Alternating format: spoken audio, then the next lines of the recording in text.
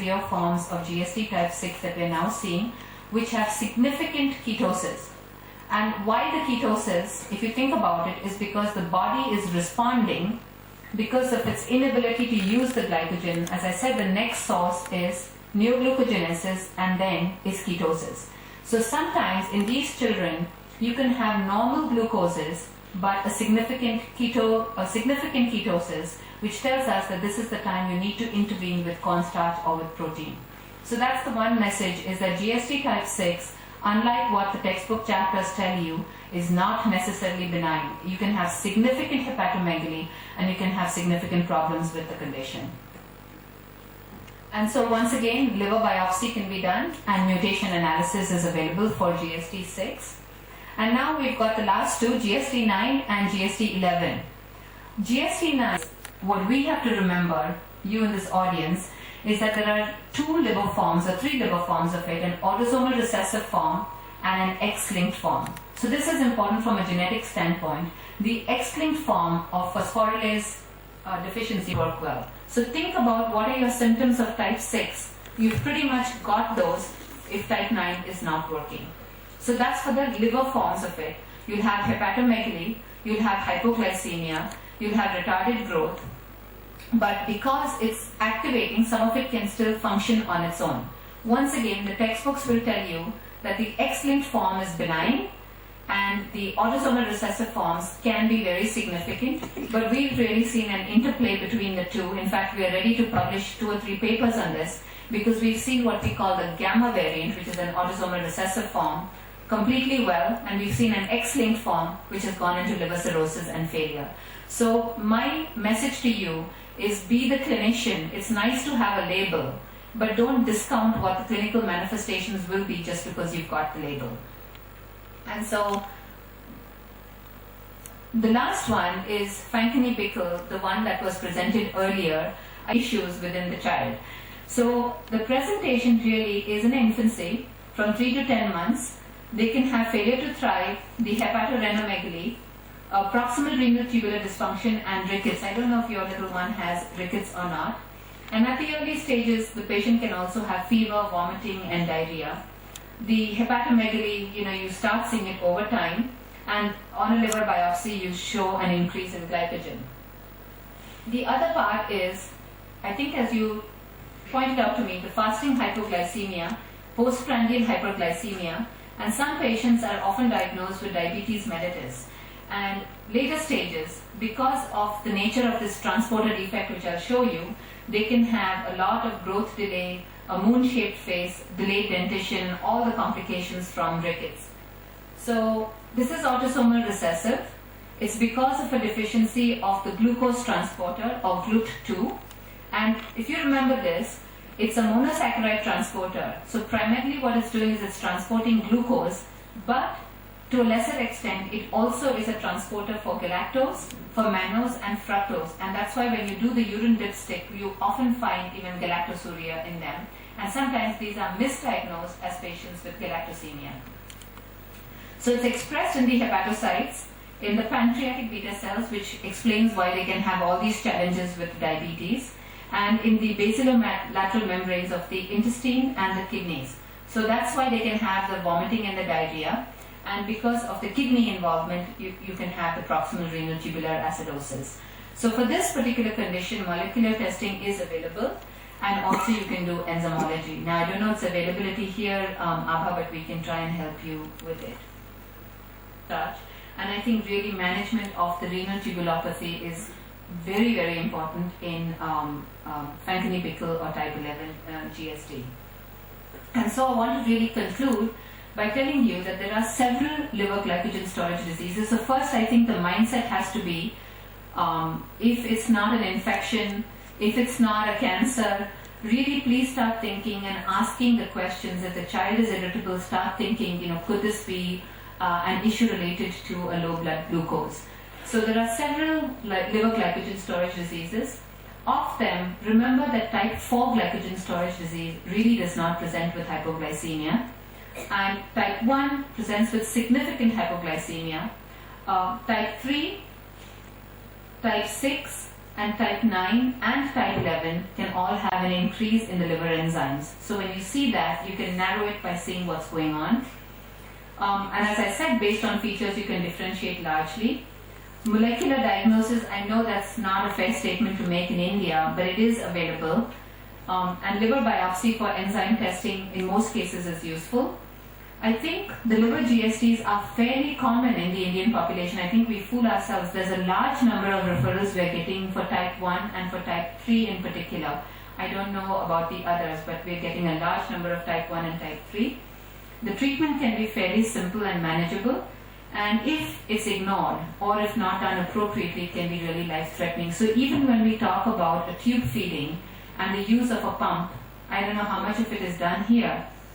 The challenge is you can have a pump failure, and for someone with glycogen storage disease type 1, if you have a power outage and the pump doesn't work, or there's a disconnection of the pump, you've pretty much lost that child. We've had some children who've come back with significant mental retardation because of uncorrected hypoglycemia. So this all has to be kept into account as you're talking to the families and to the patients.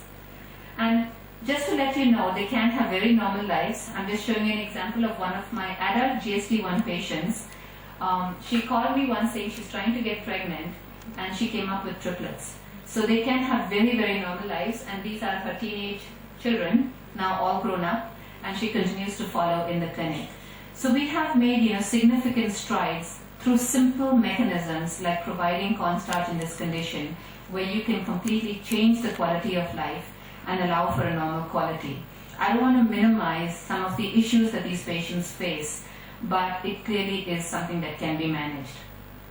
And so I really want to end by acknowledging the patients and the families who we follow now globally, the treating physicians, and other healthcare personnel worldwide. I've had numerous interactions with many, including Dr. Abha here at Jaslook, Dr. Mamta at KEM, with the associations for the glycogen storage diseases around the world, which increases our knowledge base, and of course through the many collaborations within my institution and other places. Thank you. Wonderful. So it's for a few genes and you found mutations, some of the common mutations in some of the genes.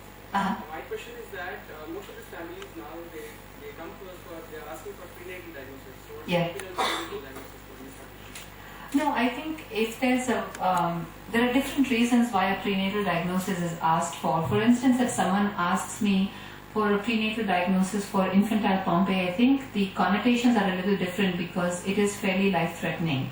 But for some of the other GSTs, it's not like you can discount it or not allow it. But the bottom line is you've got to give them a fairly balanced opinion. I know that here a lot of these are terminated, but that's what I'm trying to tell all of you, is these are not life-threatening conditions. And we have to do the appropriate counseling as we tell families which way to go. You mentioned in GST type 3, they not only have a myopathy but also a neuropathy. Now, one of our patients, he must be about 8 years old, type 3A, he developed a sudden acute weakness, and there was a abnormal nerve conduction. He was diagnosed as Guillain-Barré, treated with immunoglobulin. So I was just wondering, in addition to a chronic neuropathy, would they also have acute neurological deterioration? I remember this case of yours, Mamta. I know you talked with me about it. I think that the Guillain-Barré probably was superseded on an underlying latent neuropathy. We typically have seen the neuropathy at a slightly older age. And as we've done more and more nerve conductions and autopsy studies, interestingly, we now have a dog model for GSD3. So we've got large curly-coated retrievers who have this disease. And we are starting to see that the involvement is fairly early on, but I think the clinical manifestations come on later. So I think in your case, the Guillain-Barré, because he recovered, right? He recovered. Yeah, but I would still follow him over time in terms of a very good neurologic exam to see what's going on with him. And then the CPK, once you're controlling their sugars and monitoring them, when do they come down? Because you've experienced that in some of the patients, the enzymes are down to normal.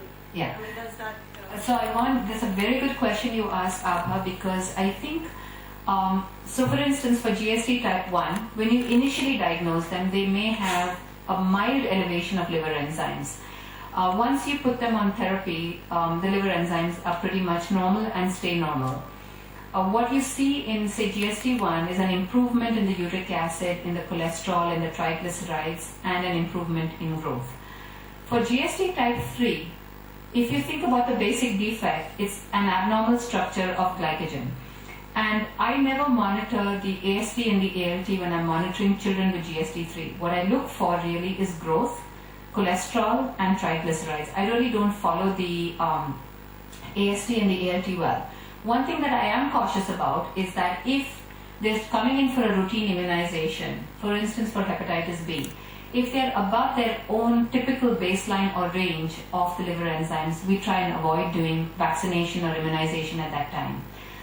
We have seen some of them that have improved, but I think it's almost coincidental. I don't think it's really always related to metabolic control, the fluctuations in the liver enzymes.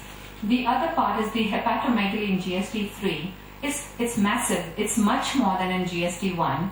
But as they get older, it's almost like the liver is fitting into the size of the belly, and they start to improve even before liver cirrhosis begins. So often the parents worry and they say the abdomen is so distended. You just got to reassure them and tell them over time that this is going to come down. It's because of this abnormal glycogen structure.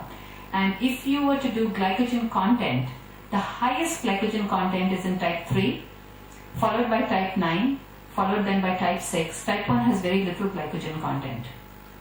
Any anti-lipid therapy?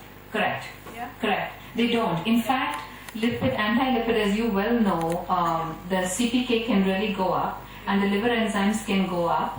Our experience has been that if, despite as much as you can do with metabolic control, if the triglycerides are really still above 1,000, that's the point when we start with very low dose of Lipitor, like 10 milligrams has worked beautifully. Or you can use gemfibrozil or niacin, any of those fish oil. We've tried to use those kinds of agents with them. And the myth is that because there is a bleeding diathesis in GST type 1, as a result of which it's protected to not develop atheromatous plaques. But we are seeing now in some of our long-term survivors at autopsy or in some instances they have developed myocardial infarct. So I think we've got to be careful in that balance of where to maintain the cholesterol and triglycerides. So, when it's typically needed, Mamta, is teenage years. When these adolescents really are not compliant with the diet. I think that's been our experience in the US. Until they're under the parents' control, everything goes well. The numbers are beautiful, they look wonderful, they're growing really well. The moment they hit puberty, something happens. And then that's the time, when I start scaring them. Do you want a kidney transplant? Do you want a liver transplant? Do you want to be on multiple medications? The multiple medications they're okay with because they're non-compliant with that also. But when you really start talking about kidney and liver transplant with them, I think that's when the first shake-up does come. I don't know how long you followed your patients here, Mamta, but we really have that 10 years, 18 to 25, 26, they're totally not. You're terrified about, and I think you very beautifully explained how to analyze the defect and therefore the clinical problems associated with it. So thanks once again, Priya. Thank you all, and please join us for some snacks behind. Thank you.